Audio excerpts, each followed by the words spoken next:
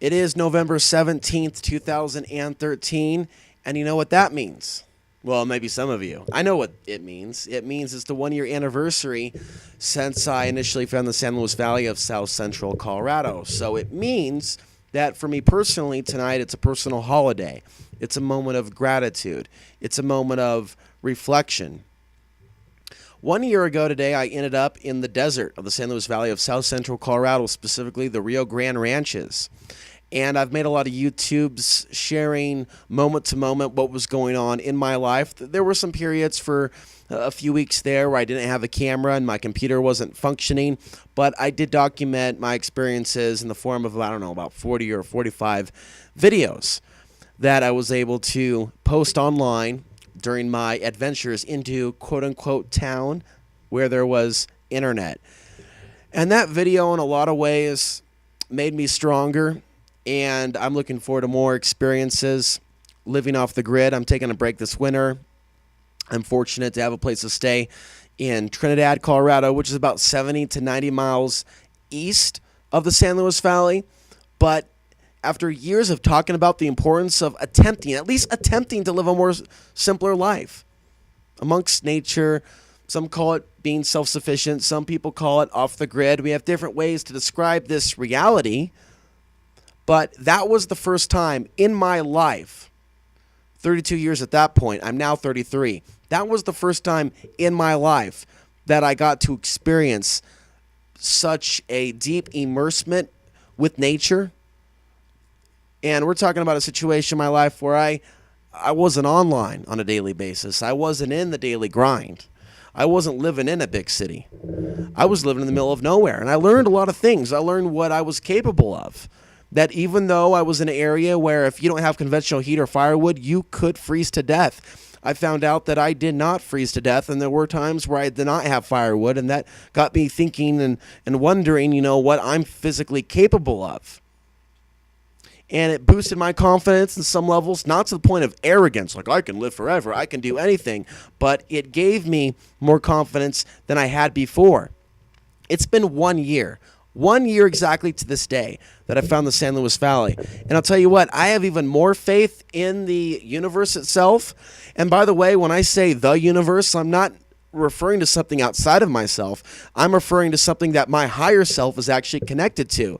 So sometimes when people hear others say universe or creator or God, they're assuming that they're talking about something outside of themselves.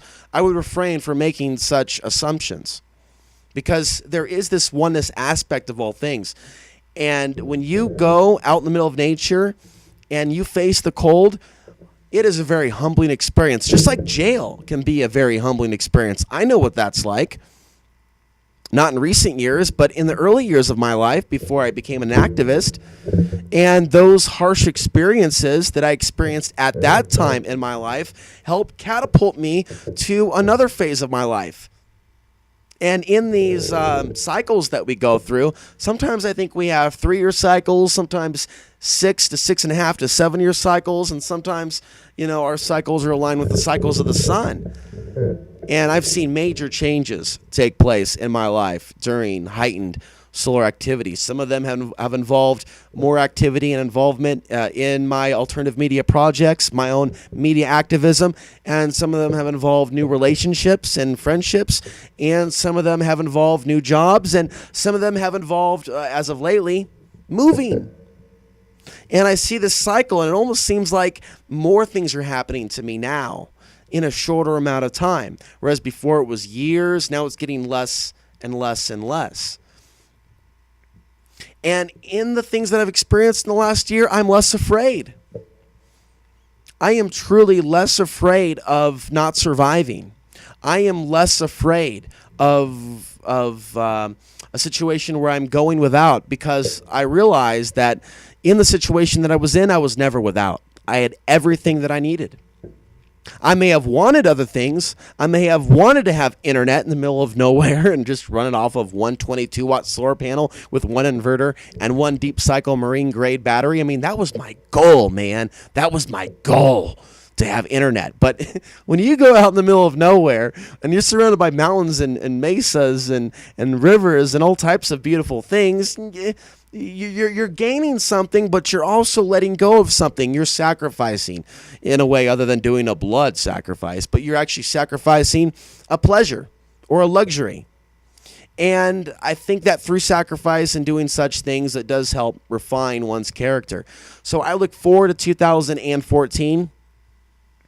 Right now, it's getting cold. And Colorado is a colder place than a lot of states, than a lot of places on the planet. Specifically, Alamosa and Gunnison are the coldest places in Colorado. Now I'm in Trinidad. I'm east of the San Luis Valley. It's a little warmer here during the winter. But I'm looking forward to 2014, and I am hoping that some of the friends that I've made online since I started making videos about my experiences in the San Luis Valley, I am hoping, I am praying, I am putting positive energy in that direction, that some of the people that I've talked to and corresponded with online, that they will come out to the San Luis Valley in the spring of 2014. I'm not done yet. I am not done yet. I just got started. I'm just taking a break. I'm not going back to Portland. I'm certainly not going back to Dallas. But not a single one of you has asked that question, so it's all cool. I don't think anyone would assume I would go back to Dallas, but a lot of people have asked me when I'm going back to Portland, and I'm being honest with you guys. I do want to go back to Portland. I do want to see old friends, but I still have not accomplished my goal of living off the grid in my own space or my own property, or I have yet to truly work with like minds in a alternative community, alternative society, independent community reality. And I think that we should work to develop those communities, and it's not easy to do. That's why a lot of people don't do it. That's why most people are living in cities today. 90% live in the city, 10% live in the country. Now, there's a lot of factors for that. A lot of people have been pushed into the city, but as a result, their children, the children of those that have been pushed into the city, they don't know what it's like outside the box of the grid.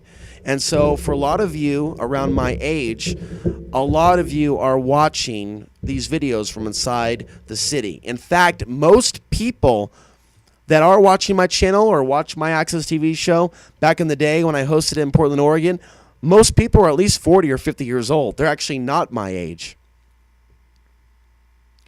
And the point that I'm trying to raise is I'm talking to people across the globe and across the nation.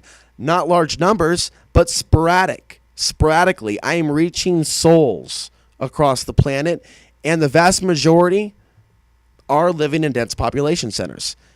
And they are mostly older than I, but there is a growing number of people that are starting to watch my channel or have started to watch my channel the last couple of years that are closer to my age. When I first started doing this show, it was exclusively people twice my age.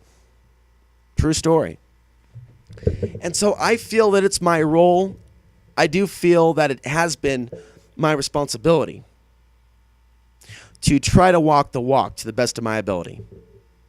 And I don't think that I would be walking the walk if I stayed in a major city and I just talked about the police state, and I just talked about checkpoints, and I just talked about chemtrails, and I just talked about world government, and I just talked about China, and I just talked about threats, and I just talked about fears, and I just talked about survivalism from an urban perspective.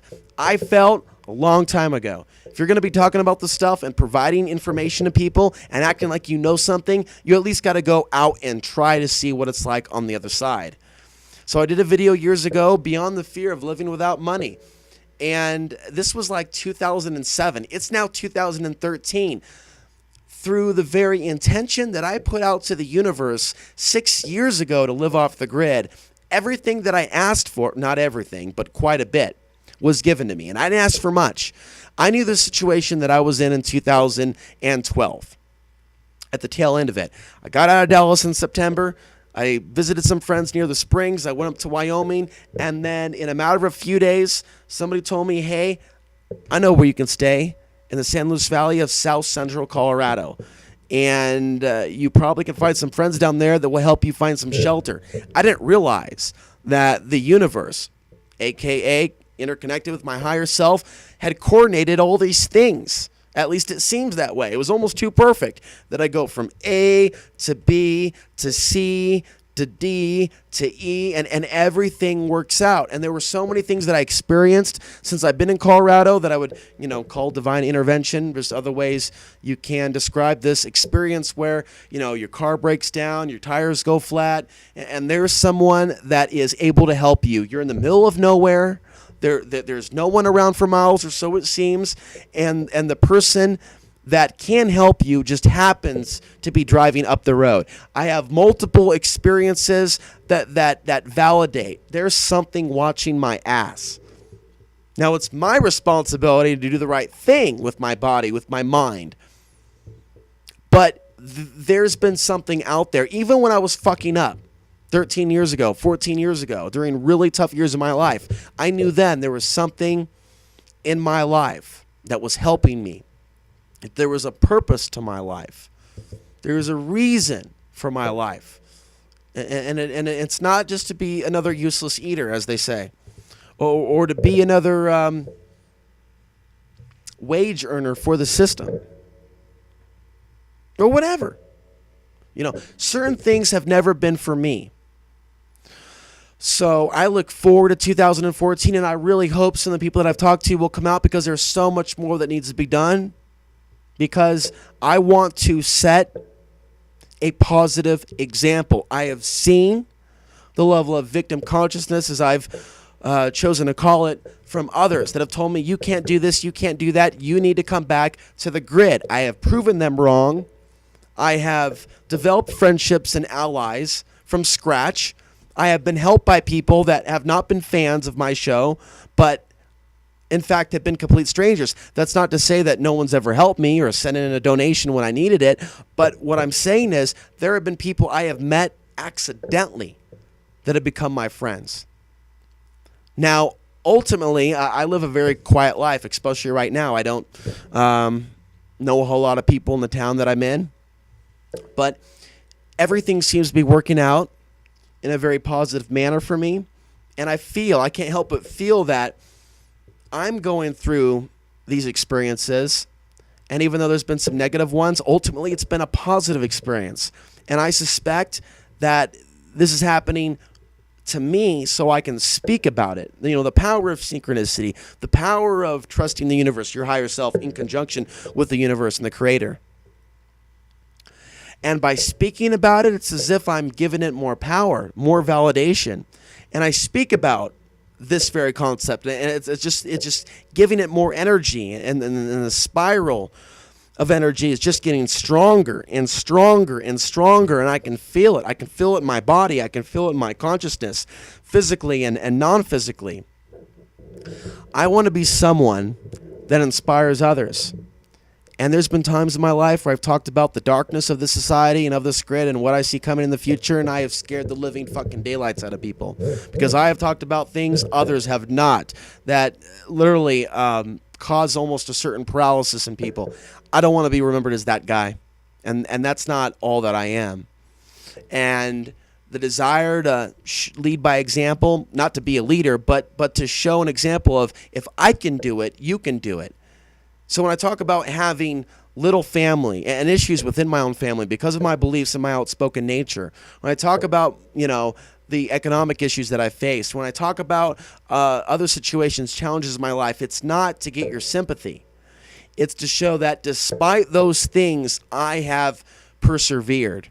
So in conclusion, if I can do it, you can do it. You may think I have certain skills that you don't have. I know for a fact some of you have certain skills, and some of you have certain levels of financial stability that I don't have. So if I can do it, some of you can do it as well. And that's what people can take from this. It's been 1 year since I entered the San Luis Valley of South Central Colorado. Even though I'm in Trinidad, Colorado now, 70 miles east of the SLV, San Luis Valley abbreviated for short, SLV. I look forward to 2014 and all the wonderful, wonderful adventures and friends that I'm going to make in that amazing and powerful year. Thank you so much for watching, and happy November 17th.